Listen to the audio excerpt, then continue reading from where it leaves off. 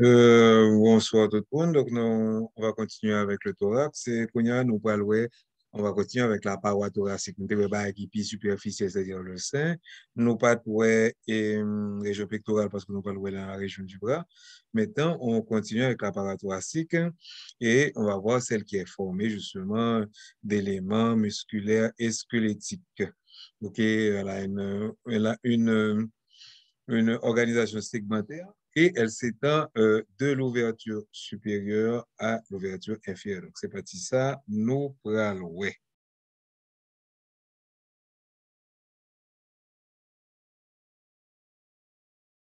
Donc,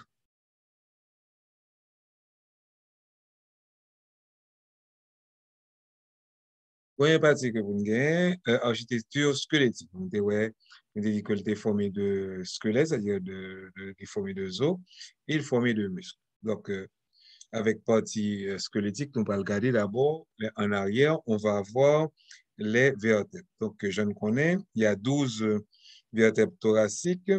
Et qui ça fait que au cas où c'est justement parce que vous allez rejoindre des articulations en plus que vous gagnez. Et articulation, ça, c'est avec les côtes. Donc, on a 12 vertèbres thoraciques. Et caractéristique des vertèbres communes, c'est ça, nous est là. OK, alors, ça me met que tu as justement, vous avez le corps vertébral, vos livres dit en forme de cœur, mais franchement, pas elle en forme de cœur du tout. Mais nous pas qu'à dire rien parce qu'on connaît que l'anatomie, c'est un pile d'imagination. Donc, ça, est-ce que nous, ça semble que non, même pas. Donc, il dit que les formé de un corps vertébral en forme de cœur avec à peu près les mêmes dimensions de tous côtés et un processus épineux qui va diriger en bas et puis des lames vertébrales qui justement va chevaucher avec sac en lait et puis sac en bas. OK? Les processus articulaires supérieurs sont plats et avec, les surfaces articulaires qui orientées vers l'arrière pour la partie supérieure. OK? Tandis que les processus articulaires inférieurs, c'est justement orienté en sens inverse. Les processus transverses, hein, OK, au cas joignot, latéral. Donc, ça, les, c'était pour les vertèbres. Donc, nous allons continuer avec les côtes.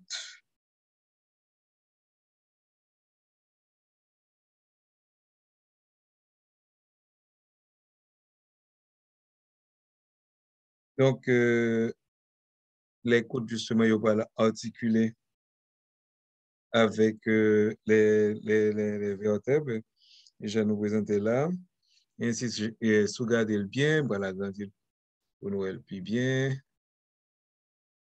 OK. Si nous le plus bien, pour les côtes, vous allez articuler. Vous allez gagner deux demi-facettes. Une petite demi-facette pour la vertèbre supérieure, une demi-facette pour la vertèbre inférieure. Et au niveau de processus transverse, nous parlons tout. Au niveau des processus transverses, nous voyons que l'autre articulation. Donc, ce sont les trois articulations avec les côtes. Jean nous dit. Ah, bon, il y a un problème. OK.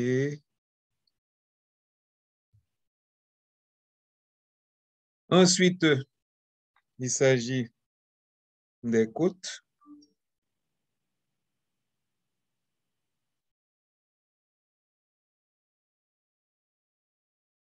Donc, une côte typique, il y a une forme qui courbe, que nous là, OK, avec deux extrémités, une extrémité postérieure et une extrémité antérieure.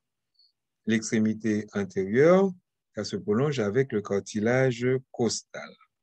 L'extrémité postérieure, ça s'articule avec la colonne vertébrale.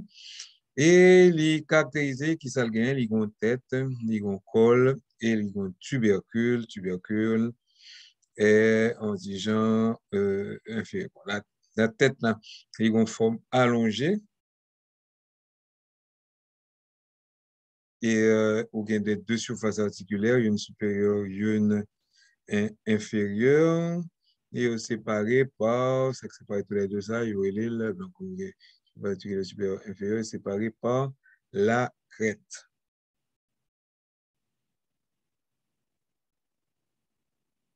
Ensuite, on a un tubercule qui est développé en arrière.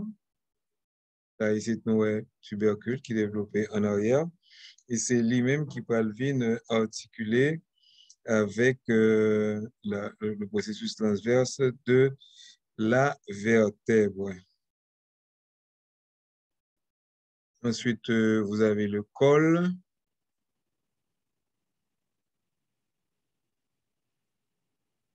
Et le corps de la côte qui est formé de deux zones, une partie articulaire et une partie non articulaire.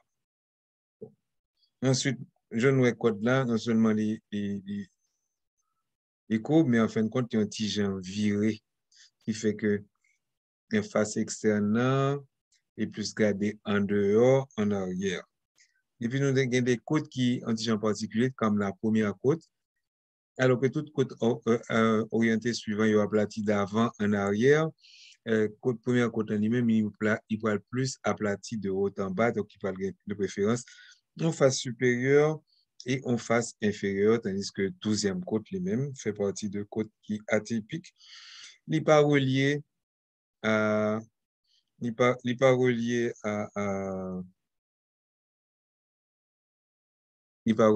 à sternum. OK, disposition générale des côtes qu'on y a. Nous avons les vraies côtes qui les 7 premières paires qui reliaient directement à sternum. Ensuite, on a les fausses côtes qui relient au cartilage costal de la 7e côte. Et en fin de compte, vous avez les côtes flottantes qui finissent par un petit cartilage costal. Après ça, on a le sternum. Donc, le sternum, surtout pour le sternum chez l'adulte, alors sternum veut dire épée. Donc, le sternum adulte est formé de 3 éléments. Sur la partie supérieure, OK, vous avez le manubrium sternal qui est large. Ensuite, vous avez le corps qui est droit, allongé, et ça se finit par le processus xiphoïde. Donc, le manubrium sternal, il fait partie de l'architecture squelettique du cou et du thorax, et la surface au-dessus, on va avoir l'incisure. On va avoir l'incisure jugulaire, où il y aurait là encore incisure suprasternale, qui est située sur la ligne médiane. De chaque côté de ces incisures, vous avez une grande surface ovale qui correspond à la surface articulaire, ici, la surface articulaire de la clavicule. On va retrouver aussi l'incisure de la première côte. Et ensuite, la jonction entre le manubrium sternal et le corps, c'est l'angle sternal.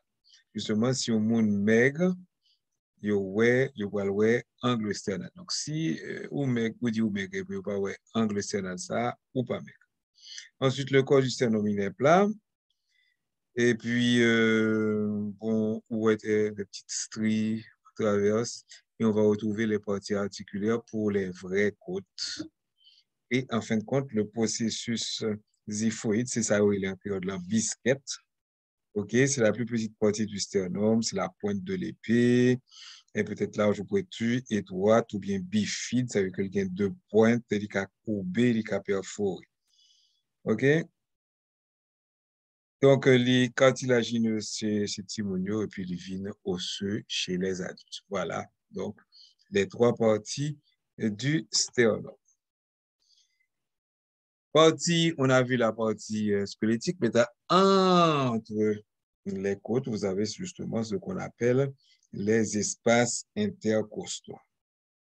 Et dans l'espace intercostal, il vient combler par, d'une part, vous avez des muscles intercostaux OK, ou bien muscle intercostal externe, ensuite sacral mi-temps, il va le interne, et puis qui ça qui va le plus profond, il va le relais, il va le relais intime. OK? Et dans l'espace intercostal, ça, c'est lui qui va l'utiliser pour faire des ponctions. Bon. Donc, ça, c'est tout pour les espaces intercostaux, sauf que vous avez des paquets vasculo-nerveux, vous avez la veine, l'artère et le nerf.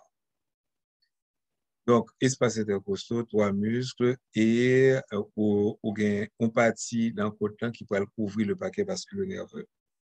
Ce qui fait que je t'ai posé question pour une ponction pleurale qui bon pour nous faire ponction ça. Soit ponction doit raser le bord inférieur de la côte sous-jacente, soit il doit raser le bord supérieur de la côte sous-jacente. Donc, je répète, soit il doit raser le bord inférieur de la côte sous-jacente, donc en l'air, soit il doit raser le bord supérieur de la côte sous-jacente, c'est-à-dire la côte qui est en bas.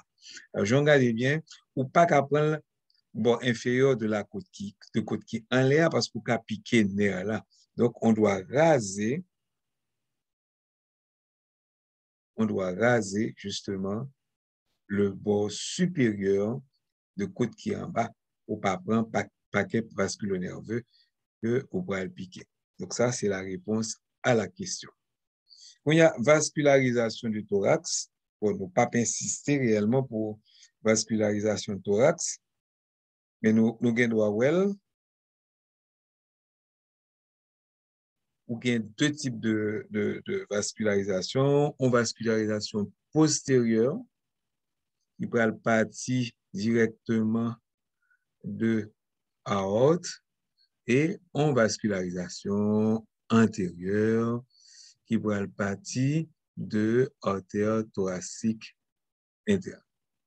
En plus de ça, il y a des branches perforantes qui peuvent sortir pour aller irriguer les téguments de la peau. OK? Et ça, c'est la vascularisation. Donc, c'est les qu'on a conservé en gros, partie postérieure qui part de la haute, partie intérieure qui part de la thoracique interne. Donc, vous trouvez que information ça suffisant pour nous. OK, voilà. Donc, c'est fini pour l'aspect, la partie musculo-squelettique. Après ça, nous parlons ouverture supérieure, ouverture inférieure, et puis nous parlons qui ça qui en dedans. Qui ça qui en dedans thorax. Donc, c'est tout pour aujourd'hui. Donc, la suite dans la prochaine